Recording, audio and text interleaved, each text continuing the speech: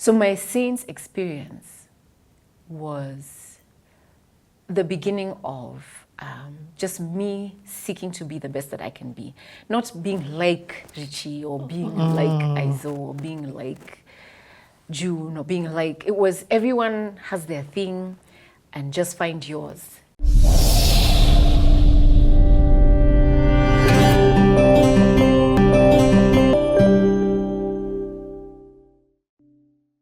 Yes.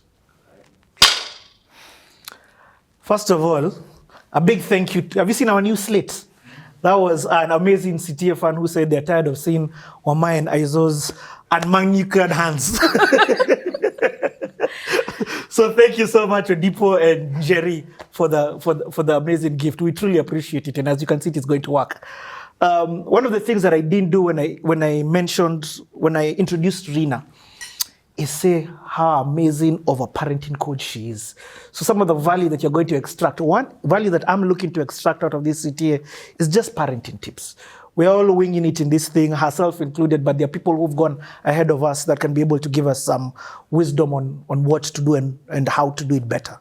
So thank you so much as you share your own parenting journey. I know it's a journey that you and also your hubby are on, but thank you so much for openly sharing. We're in IB. We're in IB. We're in IB. Tuendelee. Oh my gosh, IB is my most favorite time Yes. of growing up. I think I had settled in my adolescence. How old are you by the time and what year are you getting into? So I was 18. Okay. My first year of IB, I was 18 because I finished when I was 17 and then got into IB. Was it February or January? Okay. Yeah, so I was 17 turning 18. So that year I turned 18. Yes. So it's the 90s still? Yeah. Okay. So still in the 90s. And it was, first of all, here now, you remember when I went to high school, it was something's off. There's so many girls. This one was like, oh my God, there's so many guys. Like, it's like, oh my goodness. Every time I'd walk, I'd be so afraid. I'm walking from, so first of all, we're like 200 girls, or even 200. Okay, in the ratio, like 200 to like 1,000 guys. Explain to people who may not understand So St. Mary's is a boys' school.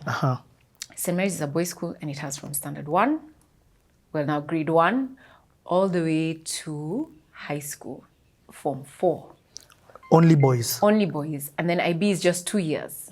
IB 1 and IB 2. And that's the only place you find girls. So you can imagine all the way from standard 1. And you're all in the same space. You enter the same gate, use the same fields, you go for lunch in the same space, like you're all together. Swimming pool? Same everything. From standard 1 all the way to IB2. So there's just a lot of testosterone. A lot. Walking from one corner to the other, especially in IB1, it was guy. Now we're the only ones in skirts, and then we used to wear blue. The boys wear a totally different color. And trousers. Yeah. But anyway, it was a very fantastic experience. The attention, I think I loved. I loved the attention. It was so nice. But it was also uncomfortable because they'd whistle or they'd call out certain things. You know how boys are. Catcalling. They're a bit silly sometimes. But all of that, with all of that though, it was a lot of fun. What did you love? Explain to me. Yeah, so what I loved was... And what were you studying? What was I studying? IB, International Baccalaureate. Yes. So they have, it's, you have history of English, it's just that the system is very experiential. And then they had other things such as the theory of knowledge, which is more philosophy. They had things they call CAS. So you have to do creativity, they call it action and service. So you have to be involved in the creative arts. You have to also have community service. You have to be involved in sport. Like, it's not, would you like? It was compulsory and graded. Yeah, which I think is fantastic. Because it forced me to be in spaces I wouldn't otherwise be in. I was completely introverted in my own little cocoon, in my own little space while I was in high school. Had you picked up sports before this? I had, yes. So I used to play basketball. I was a swimmer. So sports I've always never had an issue. Okay. However, the being out there like on stage was something that was not I was not comfortable in, but was forced into it in IB because of just the curriculum as well. So you had to do a certain number of hours, 150 hours, right, every year. So anyway, those are details. The point is... No, it's not details, those are good details. You began to, but the point, okay, so the point is? The point is that that environment forced me to get into spaces that would otherwise be completely uncomfortable. And I was uncomfortable. But it was interesting to watch how other students helped each other. So that's where now I talked about my friend June, and of course others who had watched, like Sahim Ali, Gilbert Owol, who are now in New York, and in even people like Lupita, you know, who are in that space. Of course, I was much older, but people like those went through St. Mary's. Yeah, it was Yafesi. Yafesi, look at Eric Wainaina. All those guys were in Saints. Aaron Rumbui. No. Yes, yes. I can't remember. Yes, he was. He was. Yeah. But most people who are anything in the arts, I find, had a stint in Saints. St. Mary's produced amazing humans. Uhuru Kenyatta, Jeff Koinange. Jeff Koinange, there you go. Right? Somebody's not, one is like, oh. Others will say it's the Alliance. I don't know about the Alliance, but for me, it's St. Mary's. Yes. So, again, you can see this is somebody who didn't like to talk to people very much because I was just afraid. But Saints put me out of my comfort zone, which was fantastic. So what did I love? You began to butterfly. Huh? You began to become the butterfly. So before you I was in a cocoon. Yeah, I love that. So I began to get out of this cocoon when I was in Saints. When me, I love that. And so let's talk about then this creative. I want to hear this play. And what it meant. Now you're in front of people. You're being forced to exercise a gift. You're being forced to even do this professionally. It's not a hobby. By the way, it was very professional. Yes. And done by students. We had an orchestra. We had fantastic musicians who are all students in the school. And we had one theater arts and a music teacher. Oh, bless his soul, Mr. Semu. You know, and they would...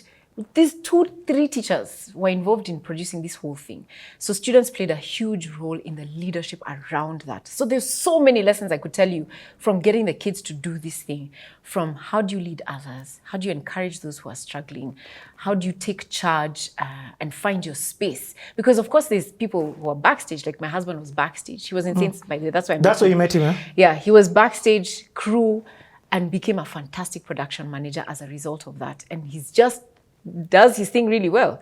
You know, we had people like Paul Oyer, who was a leader with me. By the way, I thank God for Paul Oyer. Paul Oyer is another human being, by the way, who I thank God for. He has no idea, but I thank God for Paul. Paul was the most organized-ish. He went to do Sterling Q, huh?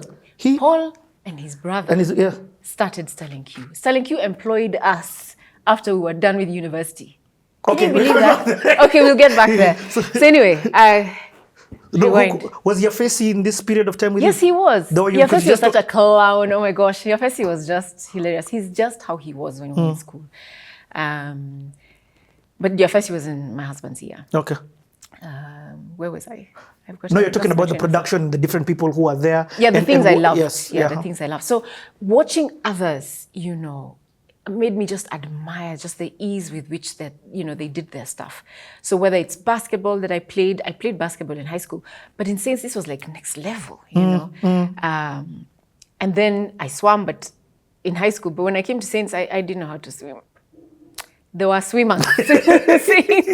You know, things like that. Like I was pushed to, I don't know, to the edge when it came to every single aspect. Okay. I remember, you know, going into hospitals and being in the cancer ward and having to... from community service aspect of it. Yeah, I had to spend quite a number of hours in community service, spending time with kids with cancer in Kenyatta, you know, going there, bringing them toys, playing with them, reading to them, and then you come back the next week and the child is not there. It breaks your heart. Wow. But it's life, right? Yeah. And as a kid, you know, just being able to be exposed to those sorts of environments shaped us in so many different ways.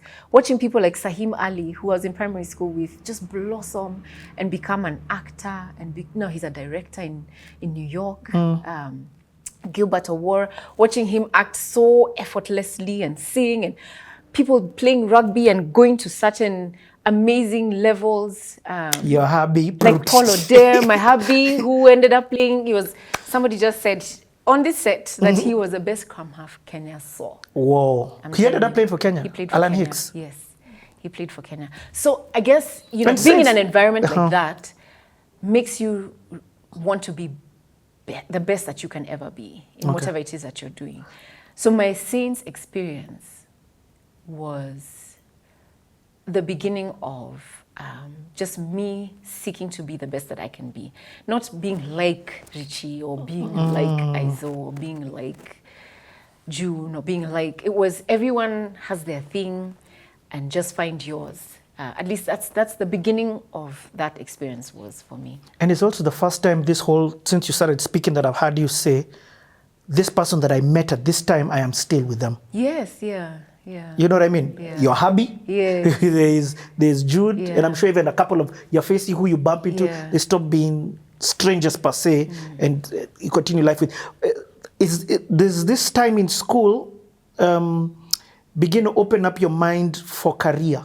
Or what's happening with that, with the mixture of home? What's in terms of where do you want to go? Where do you see yourself going? Because one of the things that you said is the reason why I went there is because I felt it was too soon to go to uni because I wasn't sure. Yeah. I still wasn't sure. But I didn't feel pressure. Yeah, I didn't feel pressure, which I'm really grateful for. So when the time came to decide what I wanted to do, I just asked my friends, what are you doing?